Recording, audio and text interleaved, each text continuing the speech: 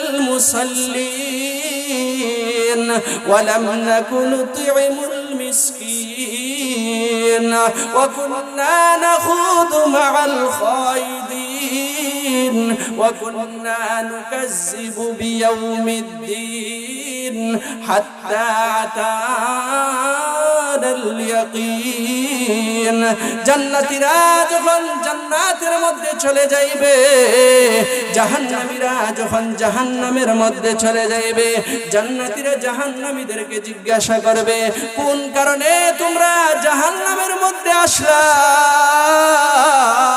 জাহান্নামীরা বলবে, দুনিয়ার মধ্যে থাকা অবস্থায় আমরা নামাজ আদায় করতাম না, দুনিয়ার মধ্যে থাকা অবস্থায় আমরা মিসকিনদেরকে খাদ্য দিতাম না, দুনিয়ার মধ্যে থাকা অবস্থায় আমরা সমালোচনাকারীদের সাথে সমালোচনা করতাম, দুনিয়ার মধ্যে থাকা অবস্থায় আমরা পরকালকে অস্বীকার করতাম।